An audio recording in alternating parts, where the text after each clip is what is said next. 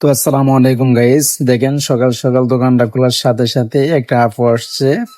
তো আপু অনেকগুলোই ফার্নিচার কিনছে। তো ফার্নিচার কেনার পরে একটা ইন্টারেস্টিং ব্যাপার হলো যে আপু ডাকাতের এবং চোর ডাকাতের ভয়ে উনি মাটির ব্যাংক সাথে করে নিয়ে আসছে। তো আপুটা আসলেও মানে খুব জ্ঞানী একজন মানুষ। খুবই মানে ভালো লাগলো এই জিনিসটা দেখে। তো আপুকে জিজ্ঞেস করলাম যে ভাইয়া কি আপনাকে টাকা পয়সা বা এমনিতে কোনো কিছু দেয় নাই, যে আপনি মানে মাটির একটা ব্যাংক নিয়ে আসছেন? তো আপুরা বলতেছে যে ভাইয়া টাকা পয়সা আমি অযথা খরচ করবো, আমি এমন মেয়ে না। তো ভাইয়া মাঝে মাঝে কিছু টাকা পয়সা দে, আমি ওখান থেকে কিছু জমিয়ে আমি আমার ঘরের জন্য অনেক কিছু কিনলাম। তো আসলে বর্তমান যুগের মধ্যে এমন মানে আপু পাওয়া খুবই মানে ভাগ্যের ব্যাপার।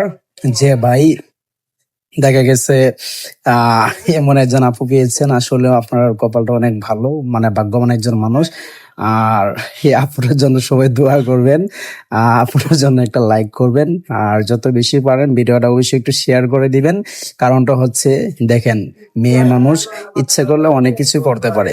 স্বামীর সংসারে অযথা টাকা পয়সা না ভেঙে, এই যে দেখেন ঘরের জন্য কতগুলো জিনিস কিনে নিচ্ছে, প্রায় 4-5টা জিনিস কিনে নিচ্ছে ফার্নিচার।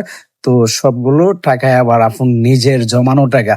তো ইচ্ছা করলে আপনারা সবকিছু করতে পারবেন। আশা করি অবশ্যই আপুর এই দিকটা, ভালো দিকটা মানে চিন্তা ভাবনা করে আপনারা এভাবে এগিয়ে যান। ইনশাল্লাহ সবার জন্য শুভকামনা এবং ভালোবাসা রইলো। আপুটার জন্য সবাই দোয়া করবেন।